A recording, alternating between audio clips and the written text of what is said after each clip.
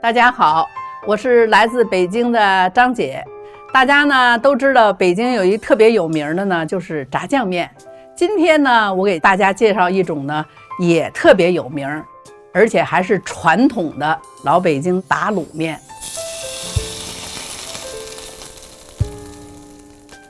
这卤呢，就是我们的面的，俗称的就是浇头。它都有什么呢？首先有我们的五花肉、黄花、木耳、口蘑和鸡蛋。因为我呢是满族人，给大家刚才介绍这几种食材呢是最经典的，加一些别的，或者香菇啊，或者是青豆、黄豆啊、鹿角菜啊都可以。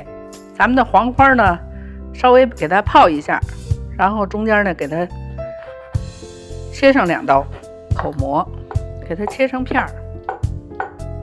木耳啊，有的人呢爱切丝儿，但是我觉得是没有口感。我们老北京的传统的和我小时候的记忆呢，就是大块的，稍微用手给它撕一下。冷水，咱们把五花肉下锅，这是五花肉一块啊，八角3、4粒，3片姜，3片葱，煮上半个小时，断一下生就可以了。这时候都能闻到肉的香味儿。给它切成寸片。下边呢，咱们把火打开，放上炒锅，放上食用油，先放姜，然后再放上葱，放上五花肉，2次煸炒呢，就等于又一次爆香。搁上一点酱油，上底色。撒一点料酒，然后今天呢，我准备的呢是骨头汤，直接就用咱们的五花肉的汤也可以，但是呢，我觉得又是有时间的话，骨头汤更鲜更美。放80度左右的水，不要放冷水。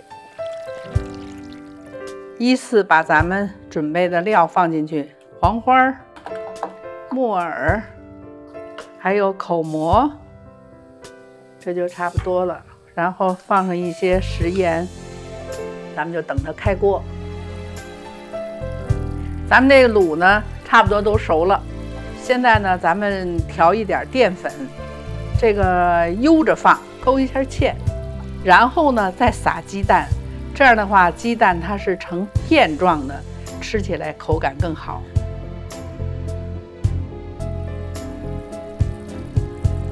然后呢，咱们打好了的鸡蛋要淋在上边，也可以叫泼在上边。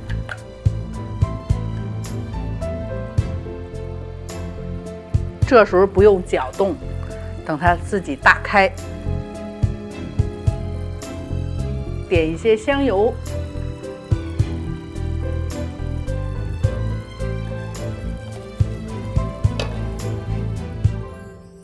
在做卤之前，最好准备2个锅，这样的话，咱们快一点呲它的油。就是爱吃蒜的呢，你可以搁。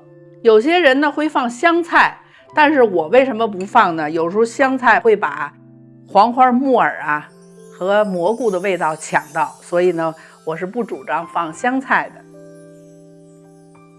锅烧热，放上少许的油，2次炝锅，这叫。然后把花椒放进去，听着呲啦的声音，好了，大功告成。现在这打卤面的卤呢，我已经做好了。我们老北京呢，最讲究吃的就是什么？锅挑。什么叫锅挑呢？就是从锅里直接的挑到碗里，然后加上我们的卤，这样就更美味一些。